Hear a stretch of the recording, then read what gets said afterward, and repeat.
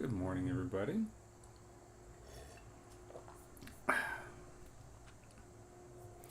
And welcome. All right, what are we going to talk about today?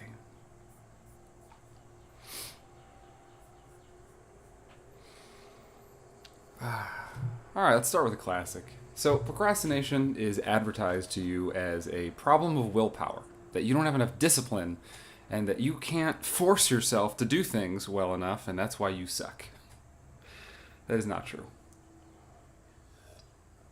I'm so sorry that is the message that you were given when you were a kid. That somehow Western society has decided that everything that is wrong with your life is your fault, and it is your responsibility to fix all these things. And if you aren't gifted enough or smart enough or talented enough or have enough money or whatever it is, then that's the real problem with you. And it has nothing to do with the outside world. It has nothing to do with your what you were given as a child, your innate characteristics. Laziness is an awful word that people use to describe themselves because they don't really know what else to describe themselves as. They see themselves not taking action day after day on the things that matter to them. And I get why you'd say that's laziness. I disagree. Procrastination is more like you're driving and then you see something in the road and you swerve to avoid it. It's a defense mechanism where you are trying to protect yourself from what you perceive as danger. You're trying to avoid things in order to solve the problem. Now, granted, we know that the right thing to do, quote unquote, is to just do the hard thing. But when it's dangerous to us, it's sort of like forcing yourself to put your hand on a hot stove. Why would you do that? That sounds awful. And so the real solutions are not forcing yourself to do things that you don't want to do. It's encouraging yourselves to do things that you do want to do by proving that the stove isn't actually on, that you're not going to burn yourself, and if you do put your hand there, it's going to benefit you in some way. If you aren't taking action, it's an incentive issue. There's not enough of a reward or enough promise of safety that you're going to do it. So instead, you avoid it. If you just joined, great, so did I. 2 minutes and 57 seconds ago. I would love to help as many people as I can today to overcome procrastination. So please help me in my charge and do some of the algorithm things. I'd love if you feel so inclined to share or like, or at the very least, please drop a comment. Tell me what you've been avoiding lately. Maybe it's that you're really struggling just to start. Or maybe starting isn't the issue. You have problems following through. Maybe it's responding to text messages or emails, or it's finally starting on your own business, or it could be a number of things. I'd love to hear about it. Please drop it in the comments.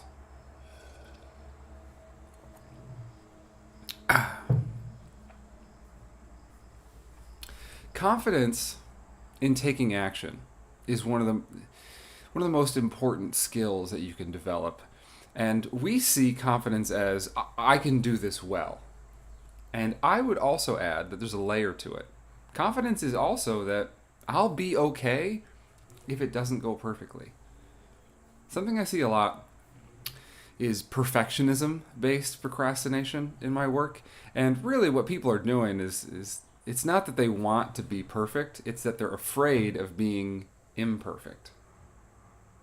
They don't have confidence that if they make a mistake that they're going to be able to successfully avoid ridicule, rejection, being shamed by themselves or others. Gabriel says, I've been avoiding my project for a good 3 months. I've been there for sure. So let's ask a question, Gabriel. The question is, by avoiding this project for 3 months, what feeling are you avoiding feeling? What are you protecting yourself from in this moment? Thank you for the gifts, Stormfather. That's a fun name. Enrique says, I avoid completely repeating a task. Tell me more about this. Which task is it? Gabriel says, I'm scared that it will flop. That makes so much sense, what we were just talking about. Perfectionism-based procrastination. Okay, so if it flops, what will that say about you? Will that say that you're a failure? Will that say that you can never learn and improve and you only get one shot? What will it say about you? What story will you tell yourself if it flops? I remember when I was in my teens and 20s, I really wanted to be a songwriter. I wanted to be the next Taylor Swift or John Mayer or something. And I spent thousands of dollars, years of my life working on this stuff. And then I went into the recording studio and I did like 98% of the work to make an album. And then when it came time to submit it, I just said, you know what? I don't feel like this is good enough. I don't think it's ready. I'm going to put this on the back burner and I'm going to go back and practice for a couple more years and then try and do this again. So I did all the work and I just couldn't follow through. And then fast forward 3 years, I did the same thing again. 98% of the work, thousands of dollars, lots of time, had a whole band and everything, and I just never published any of my music.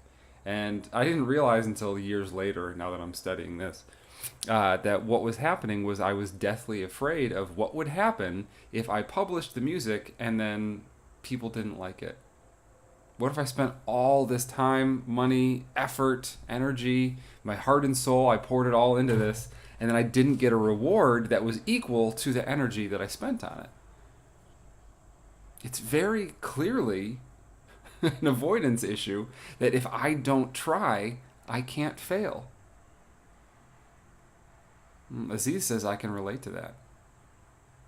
And so if we do want to take action, especially when it comes to this perfectionism avoidance, we have to change our relationship with why we're avoiding it in the first place. Forcing yourself to do something scary is not something that's a really sustainable solution. It works sometimes, but it's hard to count on, right? So what we want to do is instead focus on treating life like an experiment. When you think like a scientist, and you're running experiments all day, a scientist cares less about whether a certain experiment is a success or failure, and they care much more about what they learned. Because if you run an experiment and you cure cancer by accident, but you don't really know how to repeat it, it's not really a success. I mean, sure, that one person who had cancer, cured, yes, it was a success for them, but on a grand scale, it's not really that valuable to you if you don't know how you did it. And so learning is much more valuable than any sort of short-term success or failure. And so what I care about is that when I fail, I want to learn. I want to learn so that I can get it right every time, so that I can succeed more often, so I can help more people. That's what I care about. And so in order to solve any sort of perfectionism-based avoidance, the key is to think like a scientist, to run tests, to collect data, to figure out, okay, this isn't a willpower issue, it's a strategy issue. And if I can get the right strategy, then I can get the right answers, then I can get success. But the only way to learn what the right strategy is to test a bunch of strategies until you find the right one. Gabriel says, scared that I wasted my time. It's very relatable, Gabriel. Very relatable. If you wasted your time, what would you do next? Would you learn anything? Would you change your strategy? Stormfather says, if I don't try, then I can't fail. That hits. It's the paralysis of if. Hello, Royale. Jimmy, been procrastinating watching your videos. Been there, done that. Gabriel said, I once had that scientist mindset at the start. Well, what changed?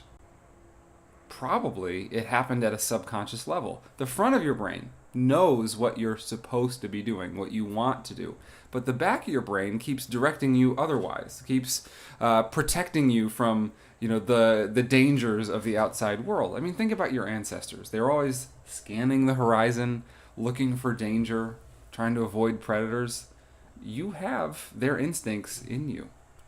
You are also always scanning the horizon, looking for predators. However, the dangers that you're avoiding aren't saber-toothed tigers. They're things like deadlines or emails or tough conversations. These are the things that we procrastinate in the modern world, and we're always on the lookout for potential dangers.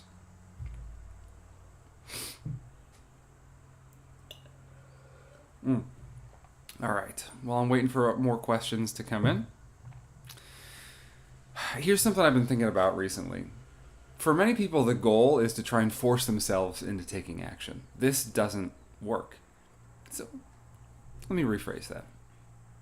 Sometimes it does work enough to think that maybe this is the right strategy, and there's so many people on the internet telling you that the key to success is just being able to force yourself to do things that you don't want to do. This isn't sustainable.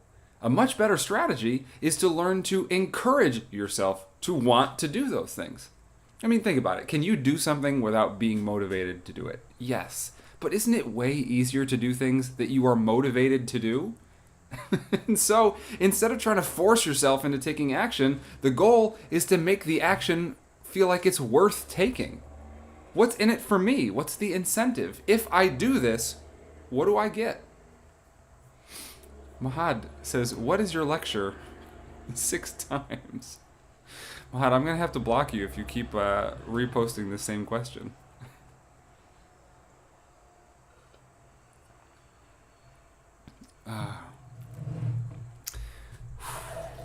We need to figure out ways to encourage our behavior, and it's okay. My lecture is about how to overcome procrastination. So if you're avoiding taking action on the things that you want to be doing, why is that? You know, I don't really care about whether someone is productive or not. That's not interesting to me. What is interesting to me is the question, if I want to do it, why am I not doing it? Ask yourself that question. What is that thing that you wish that you were doing more of that you're not doing? And I can tell you why it is, and I can also tell you how to overcome that thing. Why is because taking action doesn't have certainty of a reward. If there was a reward that meant enough to you, you'd do anything, right? If I told you, here's $1 million, do 100 push-ups, you're on the ground doing push-ups, whether you want to or not. If the reward is enough and it matters to you, then you'll take action. Now, of course, an exaggeration of $1 million is kind of ridiculous. You can't recreate that on a day-to-day level. But if we knew that, like, let's say, for instance, if I read a book that it would make me smarter, wouldn't I read way more books? But I don't have a guarantee of that. Well, if I knew that doing push-ups would make me stronger and that would help me to get closer towards my goals, if it would add years to the end of my life, well, I would do so many push-ups. But I don't really have any feedback mechanisms, any metrics, any proof that when I read a book or when I do a push-up that it matters. And because I don't have this proof, I end up not doing those things because it feels like it doesn't matter. So the idea here is that we're not doing it because we don't have enough proof that it's going to make a difference in our lives.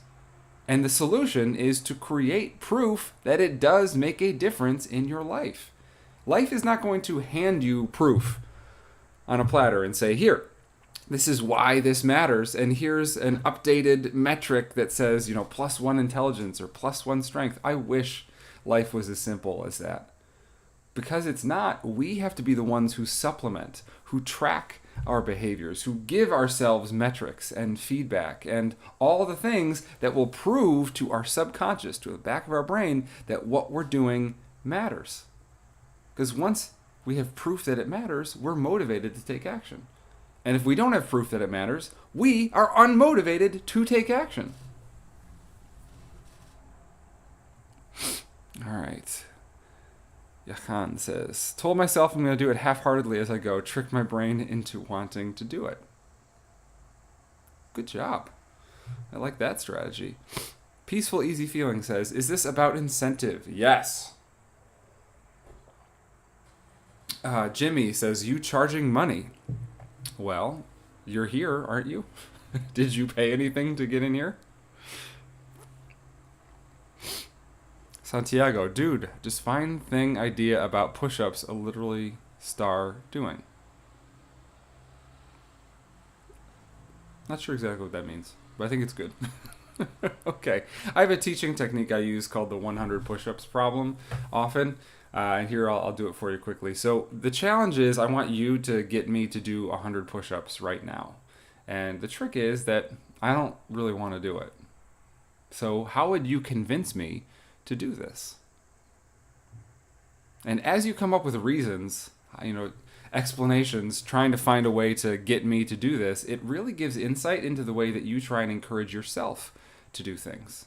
Are you someone who offers rewards first? Are you someone who offers punishments and consequences first? Do you try and use fear or guilt or shame or manipulation to get me to do this? I remember I had somebody who said they were going to call my mom and say that I was a bad person. Can fear count as incentive? Absolutely. Most of us have fear as our only incentive. Do this or else. Since the time you were a kid, a toddler even, it was always some sort of like, do this or you won't get dessert. Do this or you won't get any screen time. It was always some sort of manipulation from the people who cared about you to force you into doing the thing that they wanted you to do. Generally, they have your best interest in mind. But as you get older, that's not the case. Why would you go to work if they weren't paying you, right? There's always some sort of, accountability, some sort of, deadline, or, a person who's in charge who can withhold something that you want, whether it's money or time or whatever it is. We use this sort of consequence-based manipulation to force people to take action. When you try and do that to yourself, it doesn't work very often. Because I'm not going to punish myself. How often have I said, I have to start this in 30 minutes, otherwise I can't have screen time for the rest of the night, or something like that. And then it never works, I never give myself the punishment. I always give myself the reward and don't do the work. When you are the one who you're accountable to, it's too easy to break the rules because no one's the wiser. And so a lot of people experience this failure and think, wow, I suck. I'm the worst. There's something wrong with me. And never think to question the strategy. The strategy is what sucks. It's not you. It's the strategy. All right, getting back into the comments here. Dee Dee says, supposed to bring medical coding classes. I want to put it off. Why do you want to put it off? What would putting it off protect you from? Are you afraid that you're not going to be good at it? Are you afraid that you might fail and how that might feel? Because that makes sense. A lot of times we can protect ourselves from feeling uncomfortable, from feeling guilt or shame or any sort of discomfort. We protect ourselves from this by simply not taking action. And that's often where our procrastination comes from. Fear of discomfort. Chimmy says, dogs don't like going in their crates, but if you incentivize it with a treat every time, they will. Yes, it's not any different than, Pavloving yourself. We've seen lots and lots of studies on animals and on humans that if there is a significant enough reward, we will do that thing, that we can be trained. That's how you build habits. If a behavior is rewarded, it is repeated. Right? We're not that different than animals.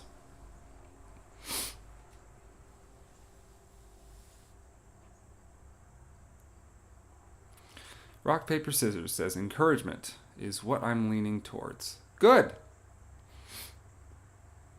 Peaceful, easy feeling says, in my case, you'd better find work or you'll lose your house. You're right. And I'm not saying that you should live a life with no consequences. I do think that it is important to have consistent consequences. The problem is that in life, a lot of times the consequences aren't consistent. Imagine that you have a project that's due on Friday, and then you put it off and you don't finish it, and then now it's Saturday, and you still haven't done it, and you know that there's going to be a consequence, but you don't know exactly what the consequence is, and you don't know exactly when that consequence is going to come a-calling, and so now it's Sunday and you still haven't done it, and now it's Monday and you still haven't done it because you haven't heard anything about the consequence. But if you knew exactly what the consequence was, exactly when it would happen, well, then you'd probably do the thing, right when you knew the consequence was.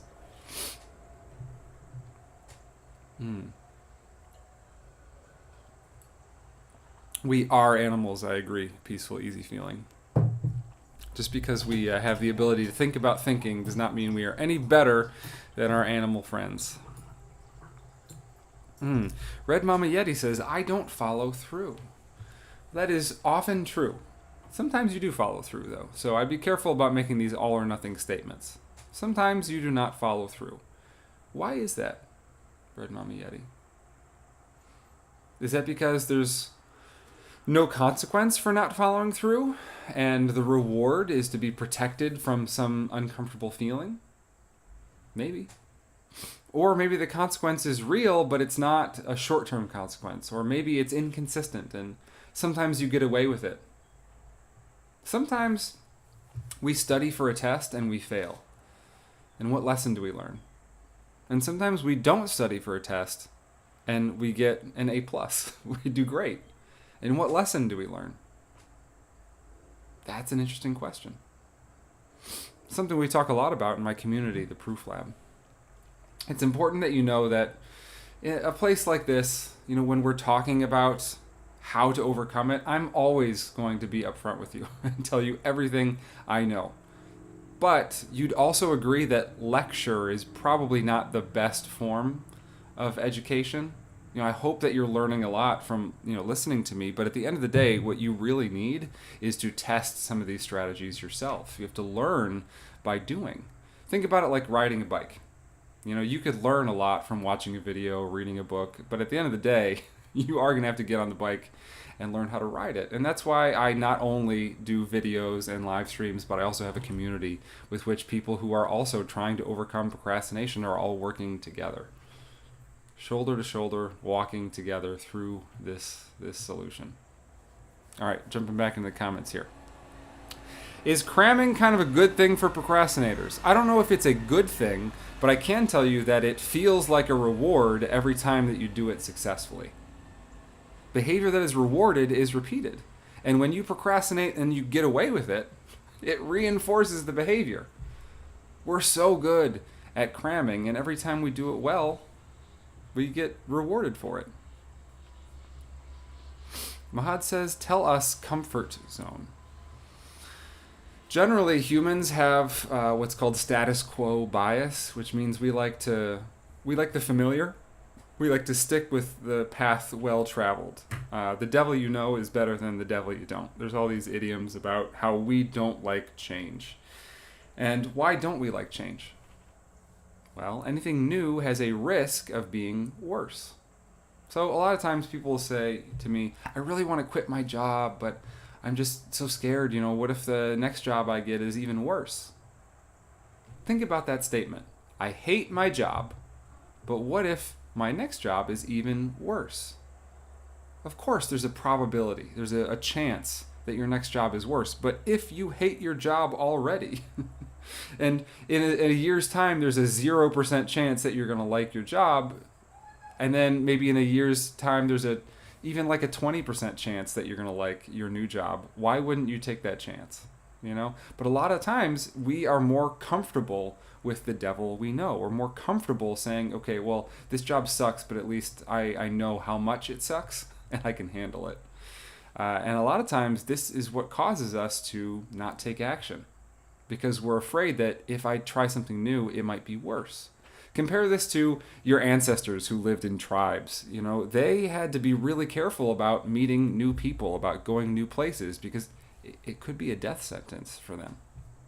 So they stuck with what they knew.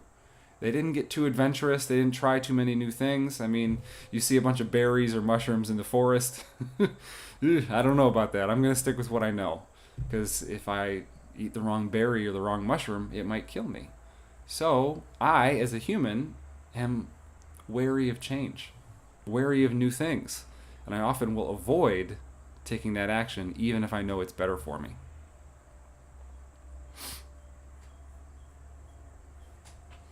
How do you differentiate procrastination with having ADHD symptoms? Good question, Emmy.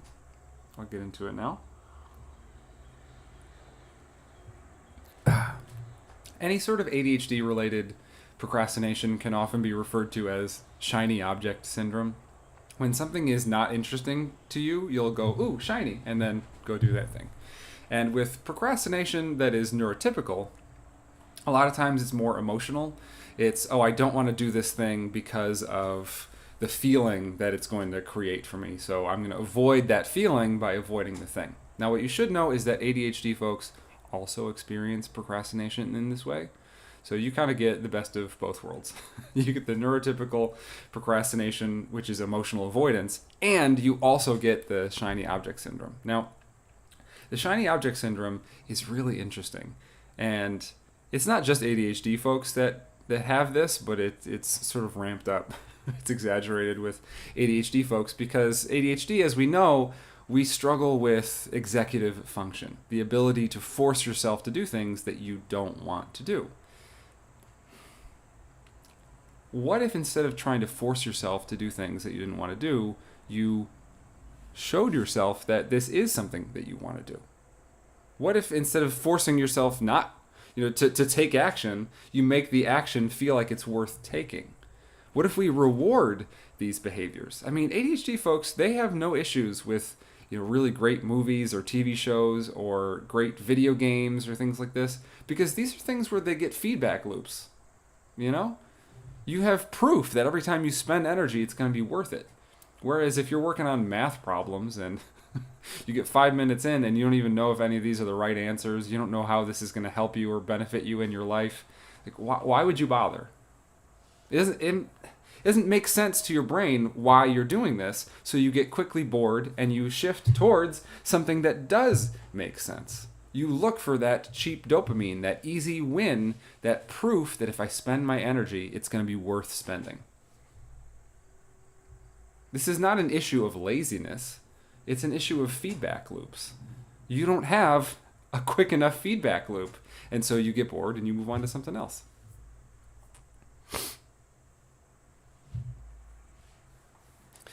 So you can lie to yourself even though deep down you don't want to do the uncomfortable stuff. Oh yeah, we will lie to ourselves all day long, justifying our opinions, our feelings, because you don't want to feel like you're a bad person, like you're a procrastinator or you're lazy. So you make up an excuse that sounds logical in order to justify your own choices or avoidance. Procrastination can sometimes be a beneficial tool if properly used to properly work. Smart, not hard. I agree with that. I also think it's really interesting how that comment comes right after George's comment about lying to yourself, because sometimes you're right, Geo Miles, but sometimes that's just an excuse that we use to justify our procrastination. Depends on the situation.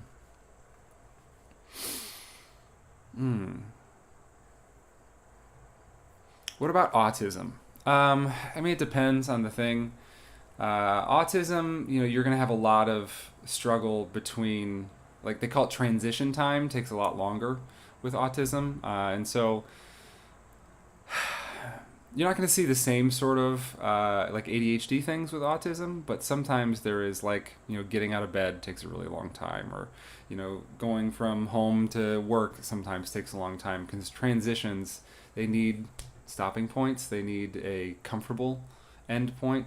And so it's not necessarily there's not a huge link between autism and procrastination, but everyone procrastinates.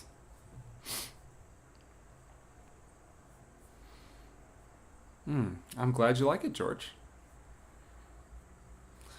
There is a relation between ADHD and procrastination. We were just talking about that, Sama. Is there a way to focus better? Can't really focus because of maladaptive daydreaming most of my day. There is a way to focus better. So here's a question for you, Alzheimer's. If you wanted to get better at, let's say, golf, how would you do it? How would you practice and improve? What if you wanted to get better at stand-up comedy? Or what if you wanted to get better at cooking? How would you do it? How would you deliberately practice these skills until you got better? Okay. What's different from the way that you would practice these skills and the way that you would practice getting better at focusing? What you have to do is recognize that behavior that is rewarded is repeated. And so the more that you are able to focus and then reward it in the moment, something I use with my marbles system. I got a pinned video on this and lots of content in my community about it. I'd encourage you to check it out. Rock, paper, scissors says practice, practice, practice. You're right, but it's not enough to just practice it. It has to be deliberate practice. It has to be specifically focusing on starting, or the length of time that I have for my attention span, or whatever it is that you want to get better at. Be deliberate about it, and then when you do it successfully, reward it. And when you don't do it successfully, do not punish yourself. Consequences are not as helpful in this domain. So, for example, what if you put a timer on your computer, and every time that you were able to spend at least 4 minutes of focused work, you'd give yourself a marble in a bowl? And then by the end of the day, if you're able to get 10 marbles or 15 marbles, what does that prove about you? And then maybe after a couple weeks, you're able to bump it up to 5 minutes or to 6 minutes or to 10. This is how you get better at these things. However, the process is long and sometimes difficult and bumpy and uneven and inconsistent. And we get discouraged along the way, so much so that we often give up. If you want to improve at something, at anything, you can. But you have to recognize that there's no quick fix. There's no easy solution. There is deliberate practice, there is rewarding behaviors, and there is giving yourself enough time to figure it out. Something I see often with recovering procrastinators, I know it all too well myself as a recovering procrastinator, is that the path forward is going to be bumpy. You'll take 2 steps forward and then you fall 1 step back. And what happens when you fall 1 step back? If you don't have good support systems, if you're trying to go at this on your own, it's really tough. But ask yourself, when you learned how to ride a bike, did you do it by yourself? Or did you have some training wheels? Did you have a person running along next to you, helping you to stay balanced and to pick you up when you fell? Because of course you're going to fall. It's part of the learning experience. You have to go through that in order to learn and get better. Yet we often have no tolerance for our own failures. So much so that as soon as we have one just minuscule backslide, one little mistake, it kills our ego. We feel so bad, so awful. Oh, this means that everyone thinks that I'm a failure and I've just been rejected and I only get one shot at this. And so I have to do it perfectly. Otherwise, I'm just going to give up forever. This is the benefit of having a community of people who are all working on this together. And if what I'm talking about resonates with you, I would highly encourage you to check out my community, which is called the Proof Lab. This is a place where we as a community work together towards finding better strategies. It's not a character flaw, it's a strategy issue. You've been trying to force yourself to do things with consequences and fear and manipulation for years, and where has it gotten you? You're here, right? Are there people out there who don't procrastinate? Some people procrastinate a lot less than others, but generally everyone procrastinates. And you'd be surprised, even the people who you think don't procrastinate, they still do. What do you think, I don't procrastinate as the procrastination coach? That's ridiculous. We all do, but it's not about... Think about it like this. You buy a house, you know that eventually something's going to go wrong with the plumbing or the windows or the roof. Something's going to happen. You cannot avoid this. This is the human experience. And so the people who are the best at overcoming procrastination are the people who have a toolbox that are filled with tools and they know how to use all of them. But if your toolbox only has a hammer in it, it's going to be kind of tough when you have an issue with the plumbing. The more tools in your toolbox and the more confident you are in using those tools, the better you're going to be able to patch up those issues when they arise. That's my strategy. That's my teaching philosophy. I don't want you to be someone who is perfect, who never experiences any failure. Instead, I want you to be resilient. I want you to know how to overcome these things. It's not a pill that you take where you never procrastinate ever again. It is skills that you build so that procrastination doesn't have the effect on you that it once did. All right, I have to get going. I have a client call in a couple minutes, but I wanted to make sure that I reiterate a couple of things. Number one, my community is only $25 a month, and it also has a 7-day free trial. We have 2 community calls every week, plus there's a video course. We'd love to have you. If you're someone who is ready to start keeping the promises that they make to themselves and to others, and you want to build this skill and finally overcome procrastination, we'd love to have you. Laziness, lack of discipline, willpower, this is all bullshit that the internet has filled you with. It's lazy. Procrastination is not a laziness issue. It's a defense mechanism. It's emotional avoidance. You're uncomfortable, and the easiest solution is to just avoid whatever it is that is making you uncomfortable. If I don't go to the dentist, then I can't have any cavities, right? That's what's happening. You're not a bad person. There's nothing wrong with you. All right. Thanks, everybody. Sorry I did not get to every question. I will be, I try and go live 4 to 6 times every week, and also my DMs are always open. So please send one if I did not get to your question. How can I avoid joining? That's funny. All right. Take care, everybody. See ya.